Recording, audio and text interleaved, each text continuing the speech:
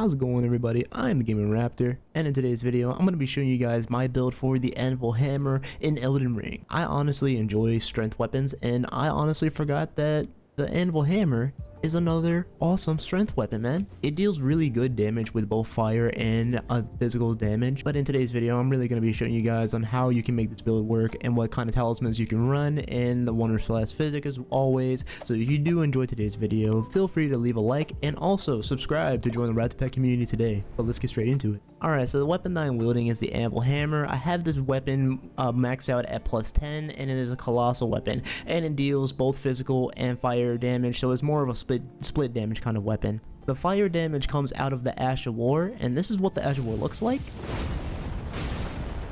As you see there, that's where mainly the fire damage comes from. As you throw the hammer down, here comes spikes, and there will be extra fire that will inflict onto, say, a boss or any opponent in your way. And honestly, I like this Ash of War. This Ash of War is kind of cool, and it does a little bit of poise damage too. Now, the requirements to wield this weapon, you have to have 39 strength, dexterity has to be at 10, intelligence has to be 11, and faith has to be at 20. So you really just want to try and get your intelligence and dexterity to be at like 11 or 10, and really focus on going for strength and faith. And scaling wise, it's mainly built to be a strength weapon since it has a B in strength. But now I know faith is at D, but it's still really good to go with the faith since you will be doing a bit of like split damage with the fire. So that's why I would highly recommend going a bit more into faith. Dexterity and intelligence, you really don't need to worry about those at all. And I'm also taking the Erdtree seal. This is the best seal in the game when you're using it for incantations. I'm really just taking it to use Golden Vow and Howl Shabriri with this weapon, which I've honestly seen to do really good numbers with this weapon. For armor, I'm taking more set, mainly the Verdigris armor. Like if you do his entire quest line, you'll be able to get this armor. Now there is a point where you have to go and kill pests as well. If you kill some of his pests, you'll be able to like fight him, and once you beat him, you'll get the armor really. And this armor is really good for strength weapons. Now this armor will require a lot of endurance, so I will explain that a little bit later on. Alright, so going over talismans, the talismans that I'm taking for this, I'm taking the two-handed sword talisman, which enhances attacks with two-handed weapons. I'm also taking Dragon Crest Great Shield talisman to enormously boost physical damage negation, because I'm going to be fighting bosses that will probably be very aggressive and will do lots of damage if I'm not wearing the armor that I have on. So I won't take as much damage, but it still really is needed even for the DLC. I'm also taking Shard of Alexander to greatly boost the attack power skills. I'm really just taking it to boost the Ash of War since you will be using it sometimes whenever you're fighting a boss. And I'm also taking Greatjar's Arsenal just for the armor. That's really why I'm taking Greatjar's Arsenal with this build. I mean, even if you're like at 50 say endurance, this armor is still very heavy, so I highly recommend taking Greatjar's Arsenal if you're wanting to run the entire Verdigris set. Moving on to the Wondrous Physic, I'm taking the Bloodsucking Cracked here, which temporarily increases the attack power but drains HP, and I'm also taking the Flame Shrouding Cracked here, which temporarily boosts fire attacks. So the Bloodsucking Cracked here, I'm temporarily just taking it to increase my attack power whenever I activate and use my flask with this, and I've seen it do a lot of damage, but at the same time it's going to be draining my HP, so you can take this. I mean, I honestly just say to just go for it, but there are other alternatives, which I will go through later. I'm also taking the Flame Shrouding Cracked here to temporarily boost fire attacks. Again, this weapon does fire damage. Since it is split damage, I highly recommend taking the Flame Shrouding Cracked here to increase the fire damage. Now, there are other alternatives that you can use for the Bloodsucking Cracked here if you don't want to take that one. You can take the Leaden Heart here, which temporarily boosts poise, since you can use this to boost your poise up and probably break the enemy stance and poise them. Or you can take the Stone Barb to break their stance easily, or more likely to break their stance really. Or you can take the Green Burst Crystal tier, which temporarily boosts stamina recovery speed in a mixed physic. You can take this too to really get your stamina back very fast if you want to though. Or you can also take the Opaline Heart tier, which temporarily boosts all damage negation in a physic, so you can continue swinging and don't have to worry about taking too much damage. Now this one is for more defensive, honestly. It's more of a defense option, but honestly it is up to you on which one you want to take. I honestly just go for the Bloodsucking to get more damage, but hey, it is up to you. And the Great Rune that I recommend as always is to take Radhan's Great Rune, since it does increase the FP and HP and stamina. It's honestly the go-to Great Rune in my opinion, so I would say taking Radhan's Great Rune for this build is the way to go.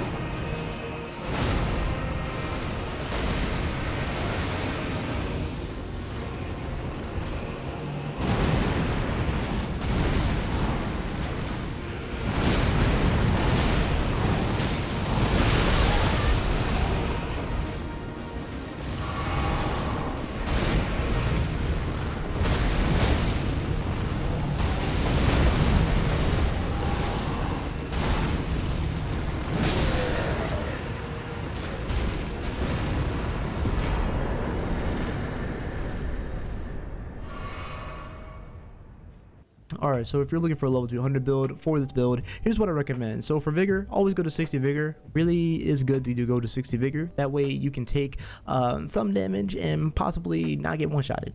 For mind, I would say go to 27 mind. I mean, you won't be using the Ash of War too much. You're really going to be using most of your charge attacks too a little bit, and you'll also try to be using some jump attacks here and there. You won't be using the Ash of War too much. For endurance, I would say go to 40 endurance. Now, this is just for the armor. Now, you don't have to take the Vertiger's armor. Another good set is, well, Commander Niall's set, the Veteran's armor. You can also take that one with this build too, which is honestly okay. For strength, I would say go to 80 strength, since the strength itself is honestly really good with this weapon. So I say go into 80 strength for that's like the hard cap for it. 80 strength will be good. Dexterity and intelligence, you want to get that to 10 and 11. 10 for dexterity, intelligence has to be at 11. That way you can hold this weapon. The reason why I say go to 40 faith is because you'll have to use it for the Erdtree seal. So the Erdtree seal itself is at 40, and you'll also be able to use Golden Vow and Howl Shabriri as well, because their requirements are like around the 30s, and one of them is honestly required at 25. So honestly, just go to 40 for faith. But yeah, there you guys have it. I do hope you enjoyed today's video on this build for the Anvil Hammer. I would like to hear your guys' opinion about the hammer. What do you guys think about it? Do you like the hammer? And do you like the armor set? Do you not like the armor set? And also let me know in the comments what I can do to change some things to make this build a bit more better. Just let me know in the comments what you guys think and what I should do to just change it. But with that being said, I'm TheGamingRaptor. Make sure you guys go ahead and like the video and subscribe to join the Red Panther community today, and share with your friends, and I will see you guys in the next video. Alright guys, peace out.